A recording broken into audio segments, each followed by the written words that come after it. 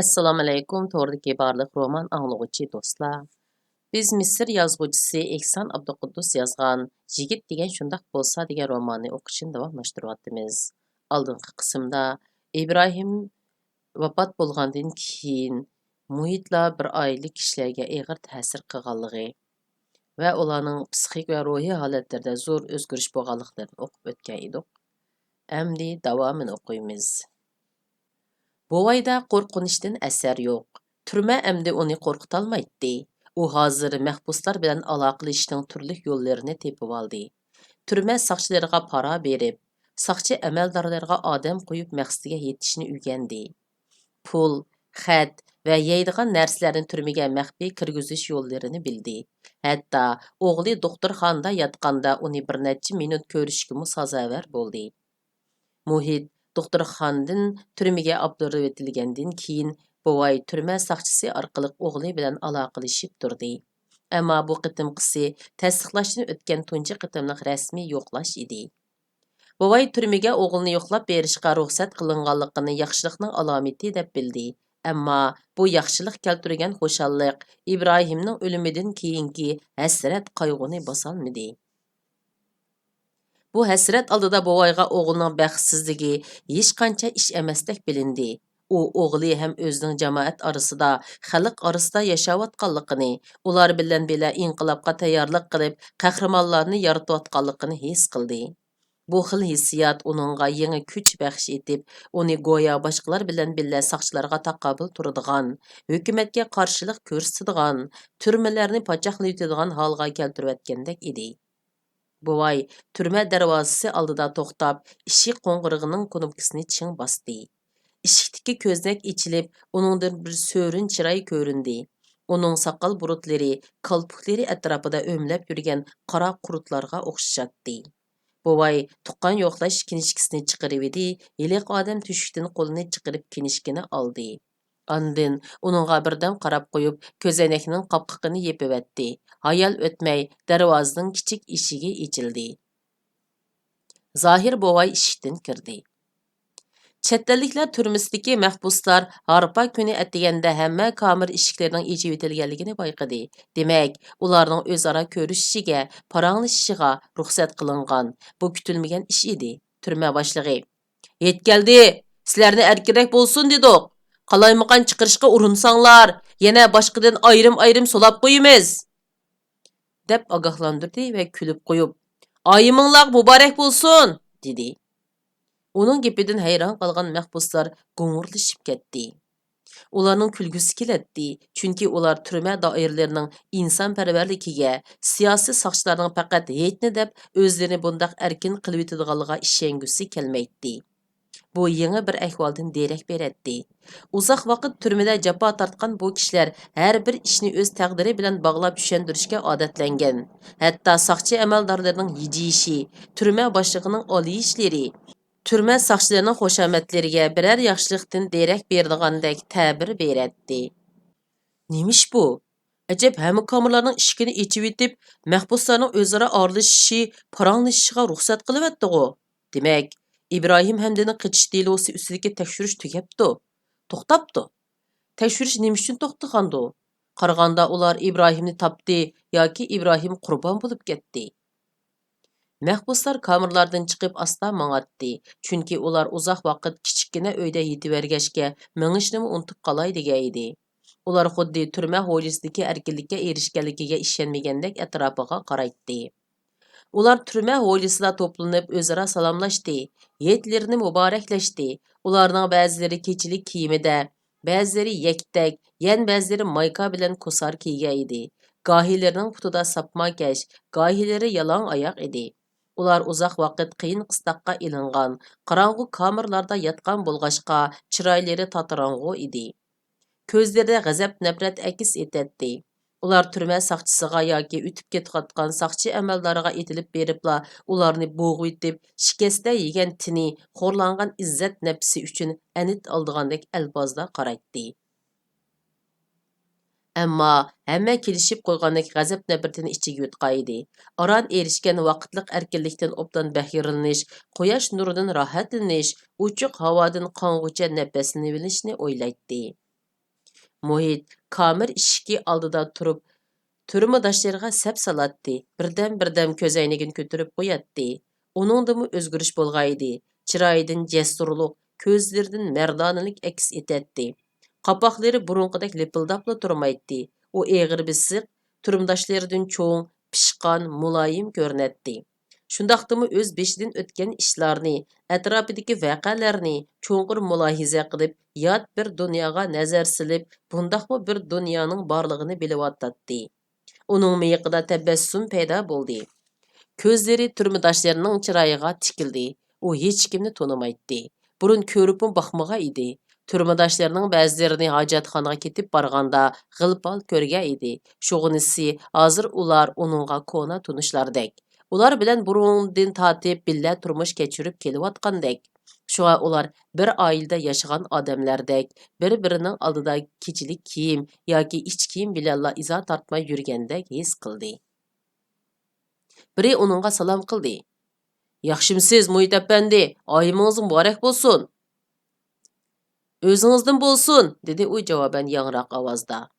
Ahvol so'ragan bu ovoz Muhitga tunish bo'lib, bu ovoz 11-nomerlik kameradan chiqqan edi. "Bu yerga keling-a", dedi u. Abdulhamdini izlab Muhit atrofga qaradi. Uningmi o'ziga qarab kelayotganligini ko'rib, darhol uning oldiga bordi. Ikkilan birdan bir-biriga qarashib, xuddi bir-birini amdi tunayotgandek turib qoldi. Orqadanla qo'llarini mahkam siqib zo'rg'a kulib qo'ydi. Keyin ixtiyorsiz quchoqlashdi. "Oyiminga muborak bo'lsin, ini", dedi Abdulhamdi Muhitning dulusiga qiqib turib. "O'zingdan bo'lsin, Abdulhamdi", deb qizg'inlik bilan javob berdi Muhit. "Seni qo'yib berilgandek qiladi", dedi Abdulhamdi Muhitni turtib turib. "Xudoga shukr." Abdulhamdining ko'zlari chaqnab ketdi. U Muhitning qulqiga pichirladi. "Lekin sen hech nimani demagunjimu? Ishtihi tugmidi." Muhit odatda Abdulhamdini ancha ko'zga ilib ketmagachga kulib qo'yib, "Xotirjam bo'l", dedi. Ular birlikda turmudoshlarining yiniga bordi. Muhitda burun Abdulhamdi yinida bo'lgandekidek, yinida cho'ng yulanchugi bordek, boshqalarga bo'zak bo'lmaydigandek hissiyot paydo bo'ldi. Ammo Muhit doktorxonada yoki turmada bo'lsin, Abdulhamdini o'ylab nurg'un kechalarni azob bilan uyqusiz o'tkazgan. Bizni soqchiga rostila Abdulhamdi chaqqanmidi? Haqiqatan kapitan Dabaq aytgandek ish bo'lganmidi? degan xayol uni qiynab kelgan edi.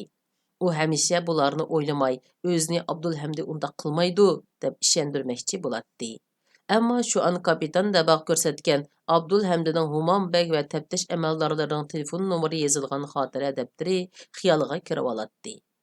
Xeyli uzunda Muhit bu xiyollardan vaqtincha qutuldi, ammo ko'nglida bir gumon saqlanib qoldi. Abdulhamdimi turmaga sulandi. O'xshashlar jazolandi, lekin hech narsani iqror qilmadi-ku. Abdulhamdi burun soqchiga chiqib qo'yishni o'ylagan, lekin bu niyatidan yondi. Mushno o'zi kupayg'u, deb o'ylaydi Muhit. Shundaqdimi avvalgi xiyolları uningga aram bermaydi. U Abdulhamdining chiroyiga xuddi haqiqiy ahvolni bilmoqchi bo'lgandek qattiq tikildi-yu, hech narsani bilolmadi. Faqat uning qayg'uga patgan g'amkin chiroyini ko'rdi. U nima uchun g'amkindir? Ular turmudoshlarining yiniga keldi. Ikkisi har qanday qiyin qistoqqa bosh egmagan qahramonlar deb bilgan turmudoshlari ularni qizg'in qarshi oldi. Hamma parangga tushib ketdi. Ular Ibrohim to'g'risida paranglashdi. Ular hammani bilgan, turmaga maxfiy yo'llar bilan kirgan xabarlardan, gazetlardami e'lon qilinmagan ishlardan xabardor bo'lgan edi. Ular Ibrohimning Abbosiya gazarmasiga hujum qilib, Angliyaliklarga qaqshatquch zarba berganligi, 3 kishini o'ltirib, 15 odamni yordar qilganligi, 2 tanka, 4 avtomobilni pachoqlab tashlaganligi, Angliyaliklarning gazarma ichida Ibrohimni tutmoqchi bo'lib, obsharkalar bilan qo'g'lab o'qqa tutganligi, Ibrohimning mo'risiga bir pay o'q tekkan ahvoldimi gazarmadan qochib chiqqanligi, keyin bir misrlik soqchi amaldorning o'qida qurbon bo'lganligi. Angliyaliklarning chichangshib ketganligini bilib bo'lgan edi. Ular yana soqchilarning Ibrohimning jasadini uydagilarga topshirib berib, kechalab ko'mitishga buyurganligi, namusini tushirishga unamaganligi, soqchilarning hozir xuddi g'aljir itlarga o'xshash vahshiylashib bir qism o'quvchilar ishchilarni qo'lga olib, Zaytun tutqun lageriga sulab so'roq qilayotganligini, qo'lga ilishning davomlashayotganligini anglagan edi. Hammasi degudek İbrahim haqida hasratlanib emas, xuddi o'zlarining ishini o'zlarining qahramonligini aytgandek so'zlaydi. Ular hayajonlangan edi. İnqilobiy g'oya ularni mubolag'alar bilan tasavvurida yangi bir qahramonning obrazini yaratish imkoniyatiga ega qilgan edi. Atrofdagilar ko'zlarini yo'g'on ichib, xuddi jiddiy bir kinoni ko'rayotgandek butun zehni bilan berilib anglaydi. Bir azdan keyin ularning tasavvuri bilan anglayotgan hikoyalari aralashib ketdi. Ular o'zlarini gazarmaga kirib grant tashlayotgandek his qilishdi. Muhitmi buni anglab etib xuddi boshqalar o'zi to'g'riliq so'zlayotgandek tuyg'uda bo'ldi. Demisimi ish uningdan boshlangan. U bu ishga qatnashgan edi. Agar u bo'lmagan bo'lsa, İbrahim Angliyaliklarning gazarmasiga kirolmagan bo'ladi. İbrahimning qahramonlik jasorati uningga boturlarcha qurbon bo'lganidan bekrak ta'sir qildi. İbrahim inqilobiy qurbon emas, hayot qahramondek bilindi. İbrahim uning qalbida mangu hayot.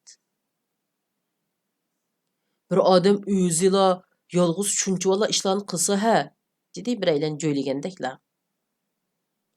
Ish bunun bilan tugamaydi. Mamlakat bo'yicha biror ish yuz beradi, dedi yana biri. Men universitetdagilar hetdan keyinla dars tashlaydi ekan, o'quvchilar ko'chalarga chiqib sukutda turib ta'ziya bildirdi ekan, deb angladim, dedi yana biri gap qo'shdi. Bizmi biror ish qilishimiz kerak, dedi biri g'azab bilan. Meningcha biz turmani pachaqlab bu yerdagi ablahlarning raso adabini bersak bo'ladi. Biz ochliq e'lon qilaylik. Yana bir yigit atrofdagilarga qarab qo'ydi. U qarmutuq, ko'zlari yo'g'on, qo'ng'sharliq yigit edi. Muhimi bu yerdan chiqib ketish kerak.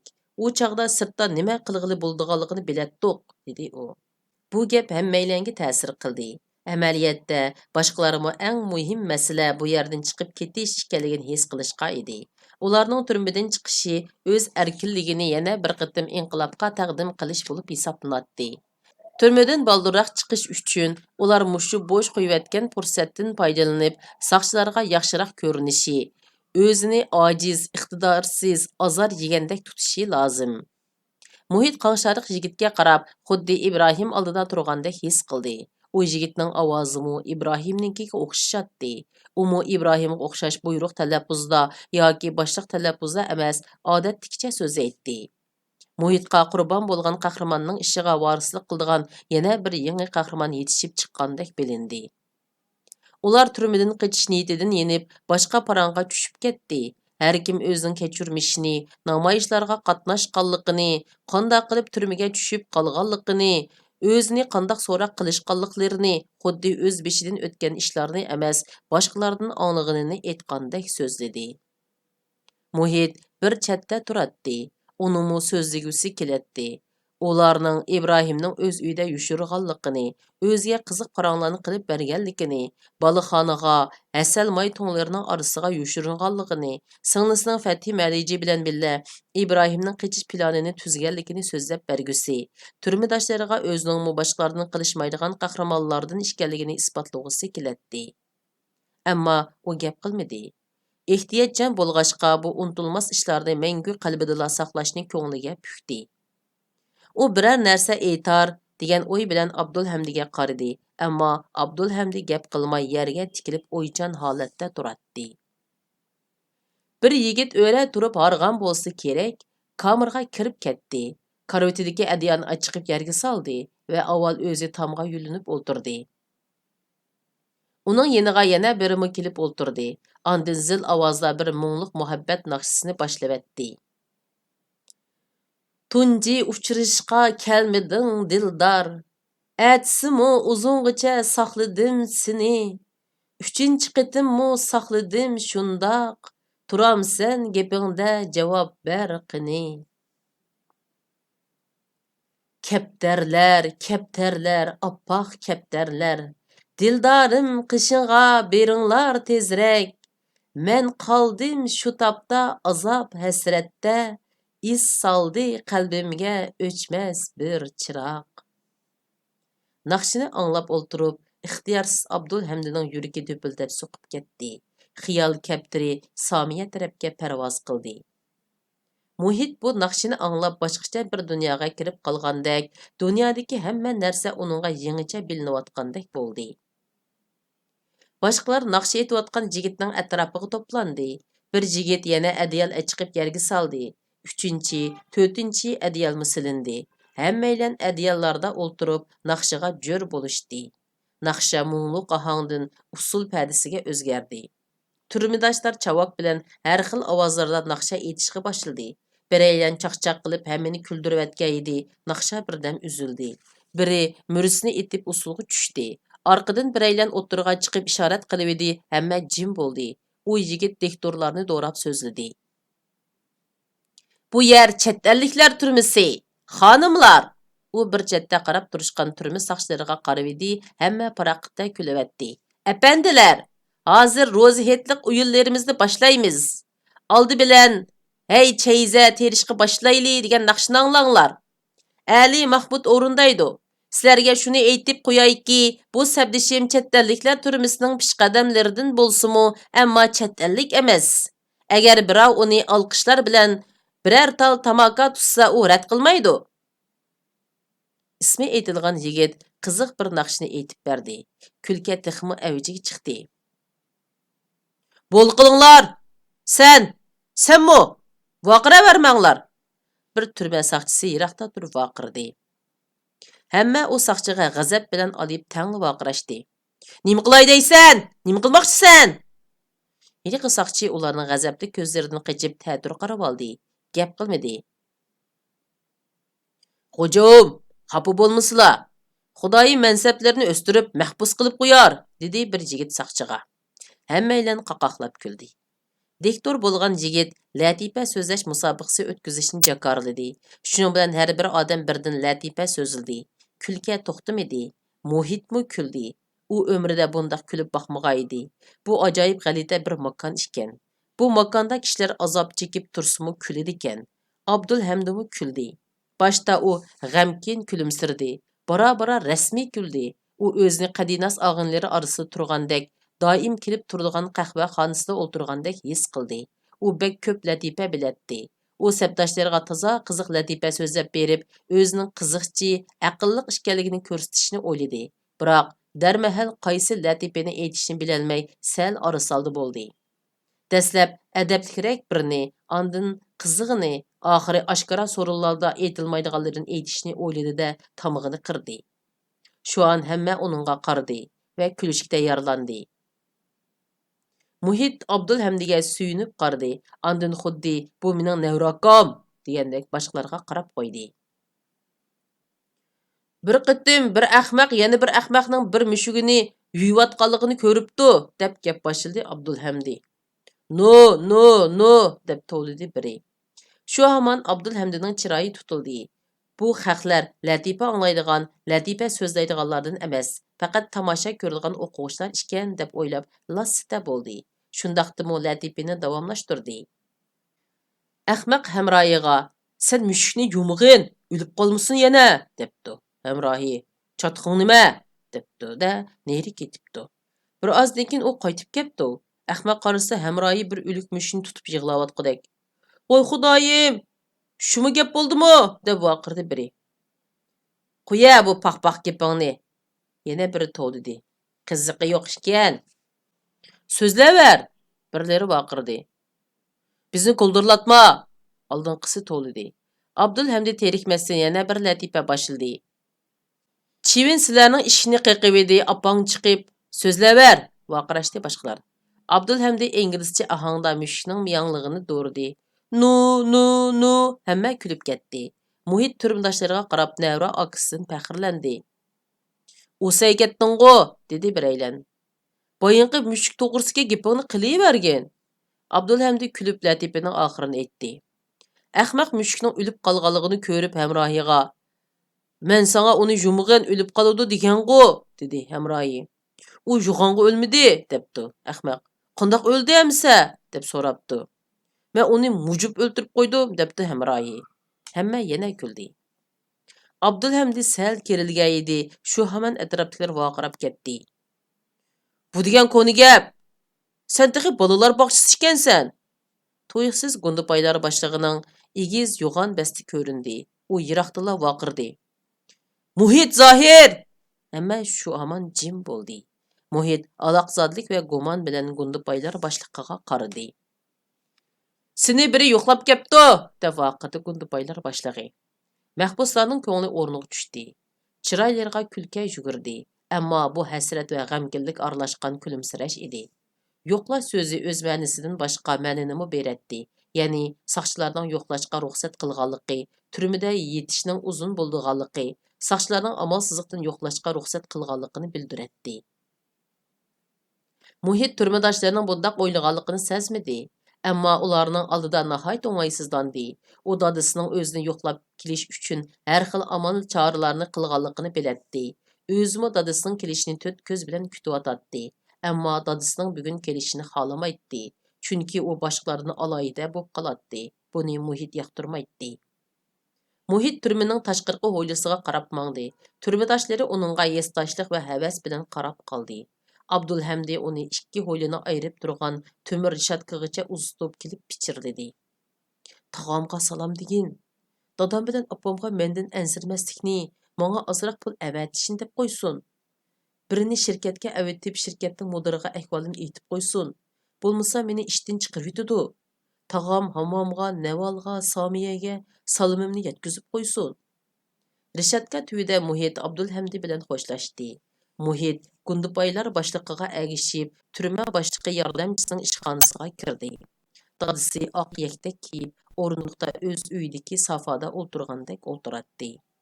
Buvay o'g'lini ko'rib o'rnidan turdi. Bu buvayning tunji qitim o'g'liga o'rnidan turishi edi.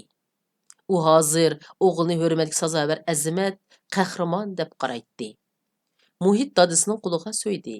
Andın ular qo'llarini mahkam siqishgan peti bir-birining ko'ziga tikilib turib qoldi. Muhit dadisiga o'zini otmadi yoki mangziga suyib qo'ymadi. Aksicha dadam meni quchoqlamasin deb ehtiyot qildi. Agarda dadisi uni bag'riga bosgan bo'lsa, u ustal orqasida o'tirgan siyosiy soqchi, kirib chiqib yurgan turma soqchilari oldida izodan o'lgudek bo'ladi. Chunki u bu ablahlarga azimat yigitdek emas, erkinaynoq boyvachchidek ko'rinib qilishdan bekmi qo'rqatdi. Buvay o'g'lining ko'ngildagini sezdi bo'lg'ay, o'g'lini quchoqlamadi yoki suyib qo'ymadi. Ular uzun o'rindiqqa o'tirishdi. Siyosiy soqchi ularning gapini anglash uchun quloqini ding tutdi. Ammo ular hech nima deyishmadi. Ular o'zaro ahvol so'rashib bo'lib, gapi tugab qolgandek his qilishdi. Keyin Muhit: "Opam yaxshimi? Opamning salomatligi qandoqroq? Somiya bilan Navalchu?" dedi. Buvay bularga javob berib Abdulhamdini so'radi. Bu gaplardan keyin ular gapi tugab qolgandek jim bo'lishdi. "Bolam, nemish bo'lsa aytqin. Kapitan Daboq bizga yordam beraman deyotdi. Sen uning gapini anglag'in, bo'lamdi?"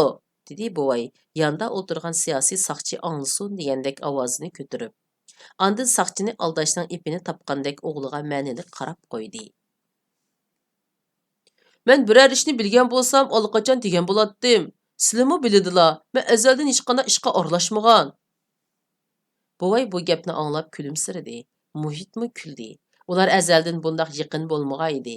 Buvay shu topda o'g'lini o'zi qo'g'daydigan bola emas, balki do'sti, oilaning eg'irchiligini o'zi bilan teng ko'tarishadigan haqiqiy er deb qaradi. "Ular so'roqni to'xtatganda qiladi", dedi Muhit pichirlab.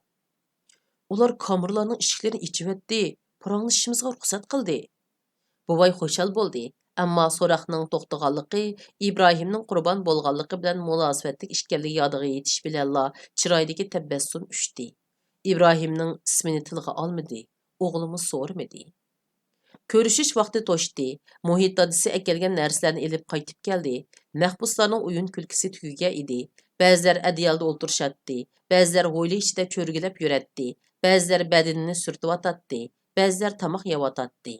Muhit go'yo bir gunohdan soqit bo'lmoqchi bo'lgandek, dadisi akelgan narsalarni o'ltirganlarning o'ttiriga qo'ydi. Ular cho'qirishib ketdi va atrofdagilarni tovladi. "Hey birodarlar, kelinglar, yeydigan narsa kelib qoldi." Hash-pash degicha yemekliklari mahbuslarning qo'liga chiqdi, og'ziga kirib tugidi. Turma soqchilari bir chetda eg'izlaridan seriq suv oqtirib qarab turishdi. Muhit o'z kameraga kirib, kiyimlarini almashtirdi. Abdulhamdi uning keyindan ahvol uqili kirgan edi. Muhit uningga aldirab-saldirab javob berdi-de, almashtirgan kiyimlarini pomlab, temir rishatka yinidiki turma saqchisining dadisiga chiqarıverdi. Muhit ishni tugutib, turmidoshlarining yeniga kelganda, uningga hech narsa qolmagan edi. U qarab kulib ketdi. Ya achchig'i kelmadi, ya pushaymon qilmadi.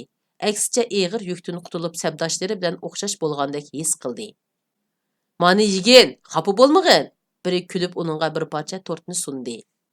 "Hayting muborak bo'lsin", dedi Muhit tortni ilib o'tib. Muhitga bu tort bakmu tetib ketdi. "Hey askar, meni qo'yivat! Men bilan chattig'ing bo'lmasin, o'ngladingmi?" Tuyuqsizdan biraylarning voqirishi anglandi.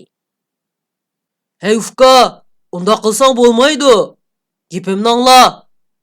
Turma saqchisining xiyqirgan ovozi anglandi. "Qo'yivat deyman meni, o'ta bir chatga", dedi avvalgi ovoz. "Voqirma, adablik bo'l." "Mo adabsiz meni adablik bo'l deydi-ku taxi. Menga esilma." Mahbuslar ularning atrofiga ulashdi. Turma saqchilarimi keldi. Voqirash avjiga chiqdi. Bir chaqda Gondupaylar boshlig'i voqirdi. "Hey, qo'ysing! To'la voqirma! Hammanglar kameralaringlar kiringlar! Tez bo'linglar! Hey saqchi, voqiravatqanni kameraga kirgizvat." Mahbuslar o'ziga keldi.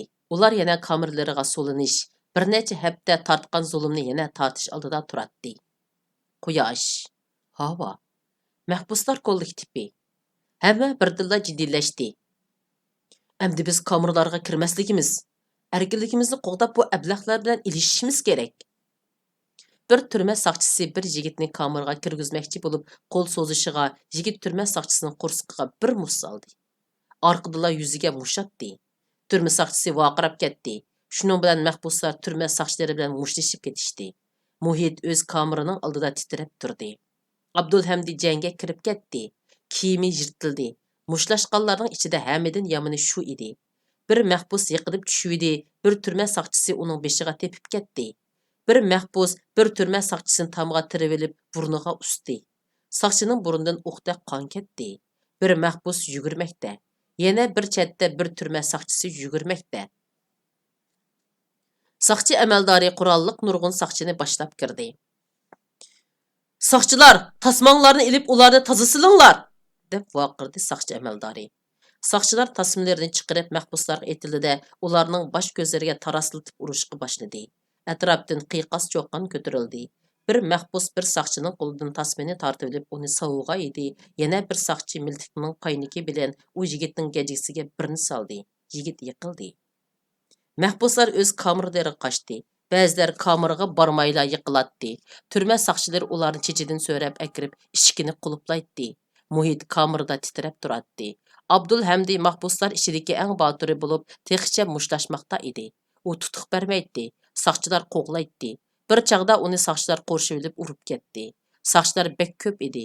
Abdulhamdining ko'zi qondan to'silib, hech narsani ko'rolmay yiqilib tushdi. Saqchilar uni so'rab, kameraga solidi-da eshikni quluplaydi. Kameralarning eshiklari quluplandi. Ichidan azobli ingrashlar anglanib turadi. "Bu ablahlar, ishtining bolalari!" kimdir biri tilidi. Saqchi amaldori atrofni ko'zdan kechirdi. Hamma turma eshiklari quluplanganligini ko'rib ishxonasiga qarab mangdi. Turmada kunlar asta o'tmoqda. Har kuni kulka ovozimi anglatdi. Qiynashlarmi bo'lib turadi. Saharda mahbuslar turmadan chiqish istiki bilan uyg'onsa, oqshimi umidsizlik bilan ko'zini yumatdi. Abdulhamdining ko'nglida bir tugun bor edi. U ba'zida turmidoshlari bilan chaqchaqlashsimi, ba'zida voqirab, jaqirab, jidal chiqarib, mushu yo'l bilan ko'nglidagi tuguni yo'qotmoqchi bo'ladi. Ammo bu tugun yuragini mujub, uningga zodila arom bermaydi. U o'zining nima uchun keraksiz odam bo'lib qolganligining sababini topishga urinadi. Turmada uzun yotqanligi bilan o'zini oqlab keraksiz odam emasman deydi-yu, turibla haqiqatan keraksiz odam ekanligini iqror qiladi. U turmada yotgandan beri bu haqda ko'p o'ylandi. Oxiri o'zining shudi yo'q odam bo'lib qolganligidagi sababni e'tiqodi yo'qligidan ekanligini bildi. U hech nimaga ishonmaydi. Dinga e'tiqod qilmaydi. An'analarga, axloq prinsiplariga rioya qilmaydi. Birər nəzəriyyəyə, hətta birər dahiyəyə işənməydi. O diplomğa, cəmiyyətə, ailəyə, hətta öz dadisi və tağısına işənməydi. Faqat özüge işinətdi. Özünü ən aqıllı hesablaydı. O buna aqıllıqlığı heç qandaq çəkilməyə uçurmaydigan prinsipsiz, məqsədsiz aqıllıqlıq bo'lib, bu xuddi quruq çögdəydigan maşinaga, odam boshqurmaydigan istanokka o'xshatdi. Bundaq mashina istanoklar partlash bilan tugaydi. Ya'ni o'zimi yo'qaydi, atrofdagilarni yo'qotadi. Əgərdə o birər nərsəyə etiqad qılğan, şu yolda az tola cəfa tartqan bolsaydı, özünü bəxtlik his qılğan, özünü bulumsuz adam deb azaplanmagan bolatdı. Onun tağısı bay bolmasmı bəxtlik idi. Çünki o dinğa, cəmiyyətdə şəkillənən bir yürüş prinsiplarga etiqad qılatdı. Özünün turmuş şəklini şularga asasən orunlaşdırğaşqa xatircəm yaşaytdı. Həmdə onun özüge xas alaydiki bar idi. Onun dadısımı bəxtlik. Onun bilan türmədə yetiyotgan yigitlərmi bəxtlik. Çünki ular onundak özlərini yaramsız deb hesaplamaydı. Ular qamaş və qiyin qıstaqlarga onunkiga bütünlay o'xshamaydigan qat'iy təvrənməz ruh bilan muomala qiladi. Çünki ular özlarining bir xil prinsip, bir nishon uchun azob chekayotganligini biladi. Bundaq ishonch ularning azobini yengillatadi. İbrahim qurban bo'lgan bo'lsa-mu, yaramsız odam emas, balki qahramon bo'ldi. Uni nima uchun qahramon deyishidi? Chunki u bir xil prinsip, bir nishon uchun qurbon bo'ldi. U qurbon bo'lganligi uchun o'zini baxtli hisoblagan bo'lishi, o'q tegib yiqilganda chiroyda tabassum jilva qilgan bo'lishi mumkin. Abdulhamdi amdi e'tiqod yo'liga mangdi. U namoz o'qiydigan bo'ldi.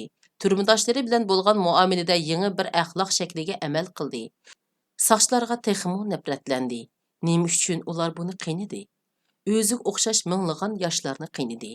Ular dahi Angliya alvostlari uchun katman chapmoqda. Bütün hukumat shunday qilmoqda. Abdulhamdi angliyaliklarga nafratlanib, ularni Misrdan chiqarib etishga bel bog'ladi. Abdulhamdi ixtiyorsiz to'liq o'rta maktabning diplomini elishni o'ylaydigan bo'lib qoldi. U dahi kechikib qolgani yo'q. Agar jamiyat diplomni bir odamni o'lchaydigan o'lcham qiladigan bo'lsa, u chuqum uningga erishidi. U boshqalardan to'liq o'rta maktabda qaysi darslar o'qildiganligini surishtirdi. Keyin darsliklarni turmaga maxfiy turda akirgizib ko'rishga boshladi. U diplomga qiziqib qolganligini boshqalarning bilib qilishidan izo tortdi. Ammo u diplom ilishqa, shundaqla somiyaga erishishga niyat qilgan edi. Balki diplom ilish somiyaga erishishning birdan bir yo'lidir. Muhit kamerada boshqa bir o'y-xiyol bilan o'tiratdi. U imtihonga qatnasholmaganligiga, bir yillik o'qishi bekor ketganligiga pushaymon qilmaydi. Chunki u bir necha oyda mushu chaqcha o'rganganlaridan jiq narsalarni o'rgandi. U shu o'rganganlarini cho'nqurroq tadqiq qilib, texmi ko'p narsani o'rganish ustida o'ylanadi. Bu yerda uchuq darsxona, muhit bu yerda kishilik hayotning haqiqiy mohiyatini o'rganib chiqishi kerak. Shunday qilib bu qitimliq roman o'qishimiz mushargich bo'ldi. Davomini kelaqitib o'qiymiz. Xayr xo'sh, Allohga omonat.